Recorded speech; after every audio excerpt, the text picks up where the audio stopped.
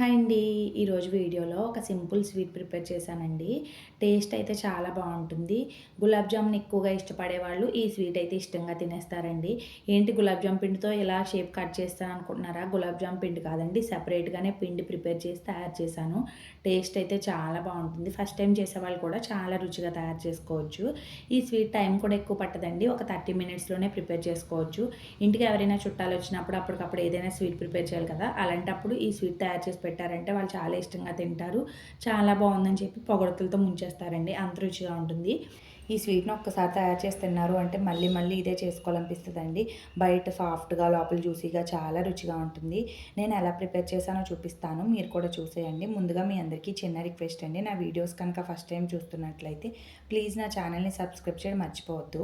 ఇప్పుడు స్వీట్ తయారు చేసుకోవటానికి ఒక బౌల్ తీసుకొని దానిలో ఒక అరకప్పు వరకు పెరుగు వేసుకున్నానండి. ఇప్పుడు దీనిలోనే ఒక పావు స్పూన్ వరకు వంట సోడా వేసుకున్నాను. వంట సోడాని, పెరుగుని బాగా మిక్స్ చేసుకోవాలి. మొత్తం బాగా కలిసే వరకు కలుపుకున్న తర్వాత ఇప్పుడు దీనిలో ఒక 2 స్పూన్ల వరకు పాల పొడిని వేసుకున్నానండి. ఏ బ్రాండ్ అయినా పర్వాలేదు. ఒక 2 స్పూన్లు వేసుకుంటే సరిపోతుంది. 2 స్పూన్లు పాల పొడి వేసిన తర్వాత అదే స్పూన్‌తో 2 స్పూన్ల వరకు నెయ్యిని వేసుకున్నాను. నెయ్యి ఇష్టం లేని వాళ్ళు నూనెను కూడా వేసుకోవచ్చండి. కానీ నెయ్యితో చేసిన స్వీట్ ఏదైనా సరే రుచిగా ఉంటుంది. నెయ్యి వేసుకున్న తర్వాత బాగా కలుపుకోవాలి. నెయ్యి, పెరుగు మొత్తం బాగా కలిసేటట్టుగా ఒక 2, 3 నిమిషాల పాటు బాగా మిక్స్ చేసుకోవాలండి. క్రీమీగా తయారయ్యే వరకు.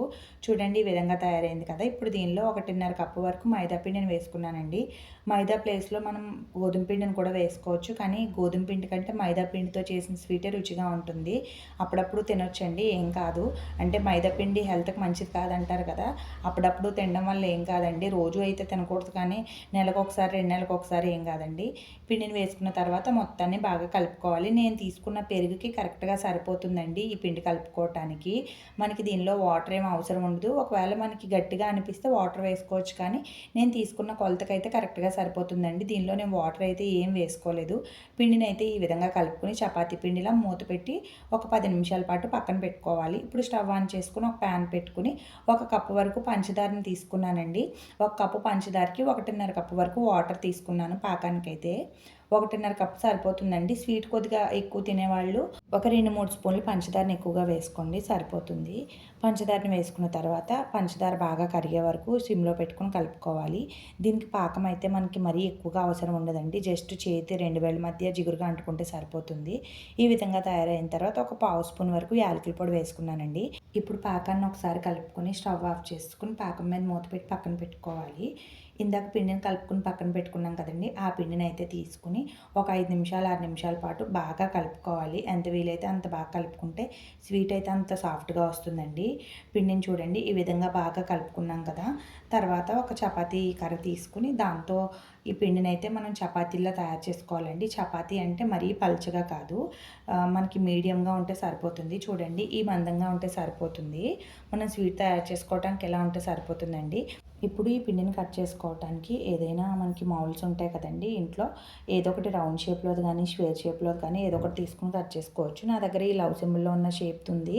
దీంతో నేను కట్ చేసుకున్నానండి. మనకి ఏ విధంగా వీలైతే ఆ విధంగా కట్ చేసుకోవచ్చు. నేనైతే సింపుల్‌గా ఇలా కట్ చేసుకున్నానండి. ఈ విధంగా కట్ చేసుకున్నాను కదా! వీటినైతే ఒక ప్లేట్‌లోకి తీసుకుందాము.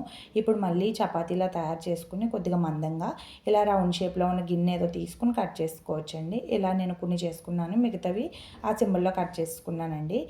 వీటిని మొత్తాన్ని పక్కన పెట్టేసుకొని ఇప్పుడు స్టవ్ ఆన్ చేసుకొని ఒక ప్యాన్ పెట్టుకొని డీప్ ఫ్రైకి సరిపడా ఆయిల్ వేసుకోవాలండి. ఆయిల్ లైట్‌గా వేడైన తర్వాత వీటిని ఒక్కొక్కటిగా వేసుకొని ఫ్రై చేసుకోవాలి. ఆయిల్ లైట్‌గా వేడుంటే సరిపోతుందండి. హై ఫ్లేమ్‌లో పెట్టి కూడా వేయించుకోకూడదు.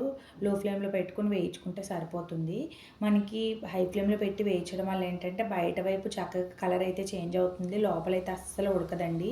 లోపల మొత్తం గట్టిగా ఉండిపోతుంది. పాకంలో వేసినప్పుడు లోపల వరకు పాకం వెళ్తూ బయట మాత్రమే లైట్‌గా పాకం అంటుకొని ఉంటుందండి.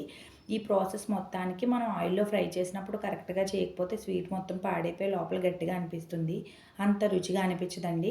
ఈ విధంగా ఫ్రై అవ్వాలి. గోల్డెన్ కలర్ వచ్చే వరకు ఫ్రై చేసుకొని వీటినైతే ఒక ప్లేట్‌లోకి తీసుకొని డైరెక్ట్‌గా పాకంలో వేసుకోవాలండి. పాకం అయితే లైట్‌గా వేడిగా ఉండాలి. అది మరీ చల్లారి ఉండకూడదండి. ఒకవేళ పాకం చల్లారిపోతే లైట్‌గా వేడి చేసుకొని మాత్రమే వేయాలి. ఇవి పక్కన పెట్టేసుకొని మిగతావి కూడా ఆయిల్‌లో వేసుకొని ఫ్రై చేసుకోవాలండి. ఇవి కూడా మంచి గోల్డెన్ కలర్ వచ్చే వరకు ఫ్రై చేసుకోవాలి. గోల్డెన్ కలర్ వస్తే సరిపోతుందండి. మరీ ఎక్కువసేపు వేయించినా సరే అవి మాడిపోయినట్టు అయిపోతాయి. ఈ విధంగా ఫ్రై అయిన తర్వాత వీటిని కూడా పాకంలో వేసుకొని ఒక 10 మినిట్స్ పాటు మూత పెట్టుకుంటే సరిపోతుందండి. స్వీట్ అయితే చక్కగా రెడీ అయిపోయింది. చూడండి, చూడటానికి ఎంత జ్యూసీగా, సాఫ్ట్‌గా ఉందో. బయటైతే సాఫ్ట్‌గా, లోపల జ్యూసీగా చాలా రుచిగా ఉంటుందండి. ఒక్కసారి తిన్నారు అంటే మళ్ళీ మళ్ళీ చేసుకొని తినాలనిపిస్తది. అంత రుచిగా ఉంటుంది. వీడియో గనుక మీకు నచ్చినట్లయితే ప్లీజ్ నా ఛానల్‌ని సబ్స్క్రైబ్ చేసుకొని, ఇప్పుడైతే ఈ వీడియోకి ఒక లైక్ చేయడం మాత్రం అస్సలు మర్చిపోవద్దండి.